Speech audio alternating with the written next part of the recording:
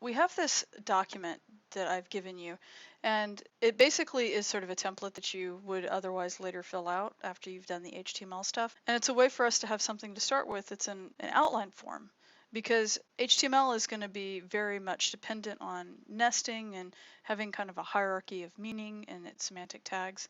So let's just take a look at this really quick. And right now, this is just like a rich text file, just a regular old, text document that's got some formatting.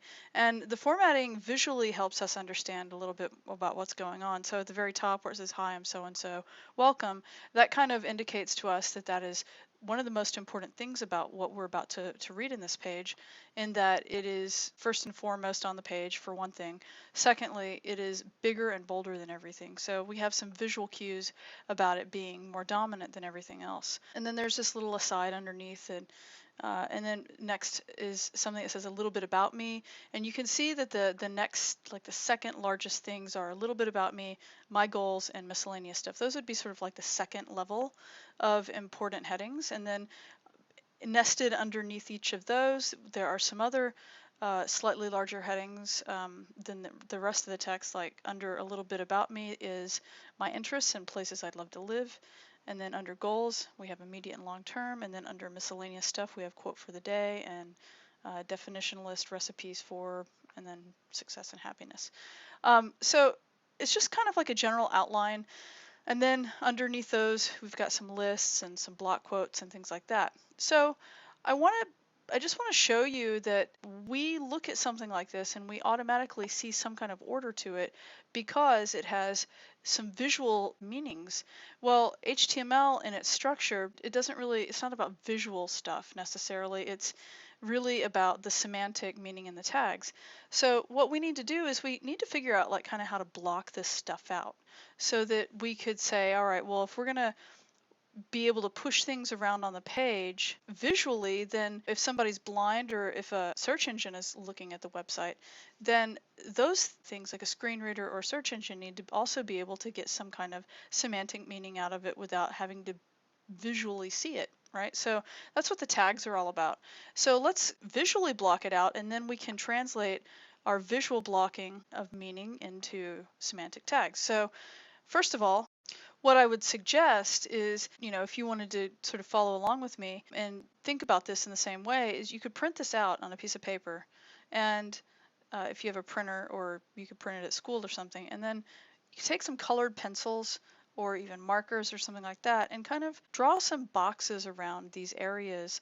And that always helps me visualize whenever I have a bunch of content and I'm trying to get started and I'm trying to figure out how to develop a hierarchy for my content. Sometimes it's just easier to start with a piece of paper and a pen or pencils and push things around on the page to help me figure out my hierarchy. So I'm going to do this in a computer program just because it's going to be a lot easier for you to see than if you're watching me draw some colored lines. So just want to be really clear about when I do this color blocking, it's not the way that I actually would want the thing to look. It's really just so that you can visually see right off the bat content blocks and the hierarchical blocks and the semantic blocks that I'm trying to designate. Okay, so the first thing that I would probably do is figure out where the major sections are. And I'm thinking that I've got sort of like a header up there with the "Hi, I'm so and so welcome," along with the aside, and then it's like a banner kind of, and then maybe I would have a whole content area, and then down there where the copyright is, it looks like that should be maybe like a footer or something. So let's see what that would look like.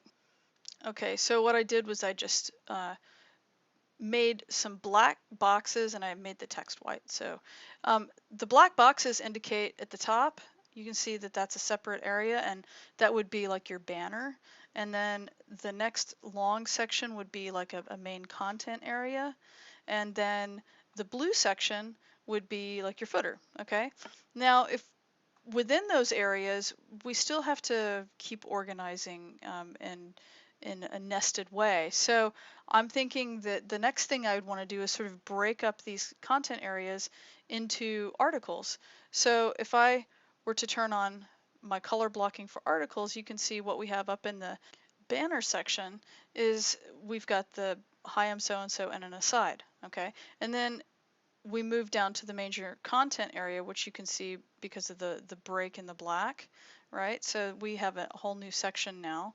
And inside of that, we have 3 distinct articles because we've got a little bit about me, my goals, and miscellaneous stuff. That's how those categories are sort of broken in. So inside of each of those articles, we need a header. Typically, it's not absolutely required, but a lot of times a really common thing in articles is to put a header so that you kind of know what the topic of that article is, so that it can kind of stand alone. And so if we were to do that, you can see that these would be our header areas. So the hi, I'm so and so, a little bit about me, my goals, miscellaneous stuff. Now, typically inside of a header, you would want to put a heading, right? Like a headline of some sort, so that you understand specifically what the actual heading is for that header. And if we wanted to do that, let's start first with the H1, which is at the very top. And you can see that I went ahead and I switched out the color of the text so it'll be easy to see as I start pulling these color blocks in. So this is the H1, and you can see visually that it's nested inside of the green header, all right, which is also nested inside of an article.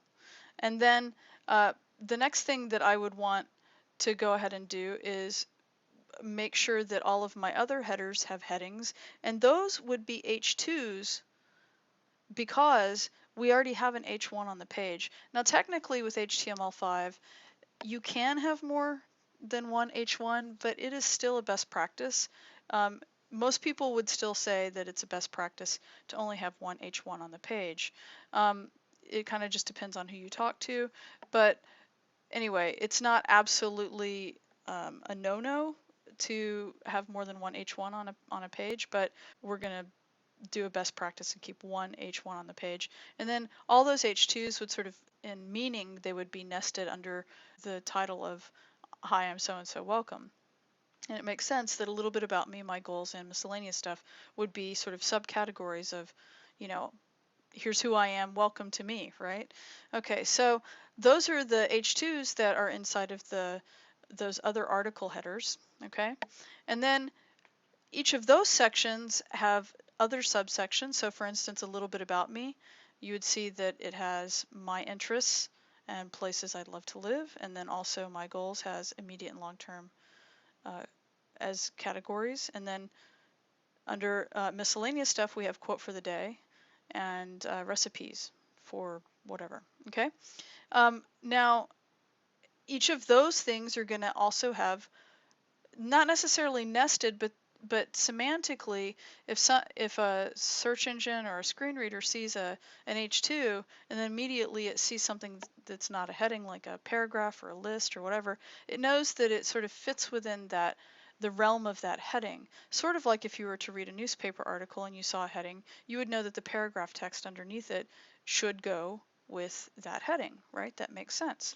So we could turn on the lists, and you can see that we have some different types of lists, and we could also even turn on the paragraphs, which are in orange. All right, I'm going to go back to the list really quickly. So the lists, you can see the first one is unordered, and we have in dark blue kind of is like the actual UL tag, the unordered list tag, and then these little light colored things would be like the list item tags, LI tags. All right, and then this list is an ordered list, so it goes 1, 2, 3 instead of just having bullets. And then that would be OL for the sort of darker purpley color, and then inside of that you would have list items, LI tags. And then again, there's another unordered list under immediate and long-term goals. And then down at the bottom, you see that we have a definition list. Definition list is very different than ordered and unordered lists. It has a different kind of structure. So this sort of dark teal is the definition list, or the DL. And then nested inside of that, you have definition terms, which would be success and happiness. And those are DT. And for every DT, it's not nested, but you're going to have a DD, which is definition data, immediately following DT, or a definition term, okay? And so that's what we've got at the bottom, all right? And then if I turn those paragraphs back on, you can see that I've got a paragraph that leads to the list. It explains what we're about to look at in the list. And then we also have this block quote as well as the aside up at the top. Okay, so I'm going to go back to this view right here where we just defined some sections and a footer. And what we're going to do is I'm going to move over into my HTML and let's just kind of get started with that. So I'm going to jump into Komodo Edit and I'm going to go ahead and start with New File from Template. And I'm going to choose from the web choices, and I'm going to choose an HTML5 document. And then what I'm going to also do is give it a file name. So we'll go ahead and we'll just call this index.html. Okay, and then the other thing that we can do is make sure that we're saving it in the right place. And I'm going to click on local. Oops. And what it is going to do is try to figure out where to save it. And so I'm going to go to my desktop and I'm actually going to create a new folder and I'm going to call this A1 or assignment 1 or something like that. HTML. I'll go ahead and open and then I can just say open. All right. So now I've got my new file and it's opened up and you can see down at the bottom and it tells me that it's in my users, Lee Cotner desktop, and then a folder that I just created called A1HTML, and it's my index file in there. And so first thing I'm going to do is I'm going to change the page title, which it wants me to do. So I'm going to call this, you want to put this as your name, so I'm just going to put my name. Okay, and then the next thing you'll see is that we've got our doc type. It automatically puts all the things that are absolutely bare minimum requirements for an HTML5 document.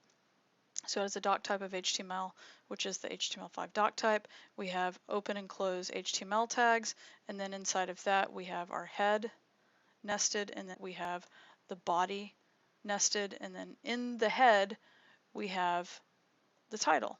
Okay, so that's all that's absolutely necessary. Now what we want to do is we want to put the content from that rich text file. So if I were to go to my rich text file, which is right here, I can select all of this stuff. I'm going to copy it and just make that go away. And then I'm going to just go here and I'm going to put it, I'm going to paste it.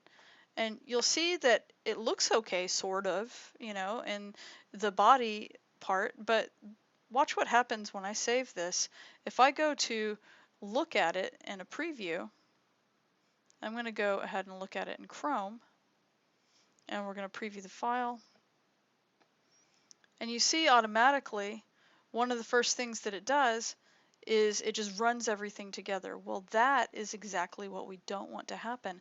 And that's because it has absolutely no formatting. So we need to give it some semblance of formatting, okay? To do that, let's just jump back. I'm going to go ahead and minimize this. Or jump back to here. And for right now, I'm just going to get rid of all of this text that's in here because it's ugly. It's not really helpful right now. So let's just get rid of this for a second. And then we're back to having this. Let's just do something in a simpler way. Let's go ahead and create our major sections first, and then we'll progressively add stuff in. Okay, and so if you wanted to just double check and look back at a diagram, we've got section, section, and then footer, okay?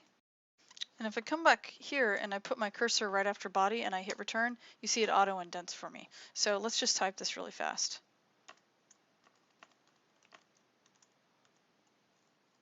And I'm just going to put the number 1 there.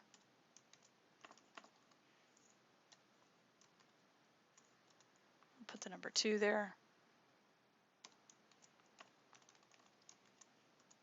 And I'll put footer here. Okay.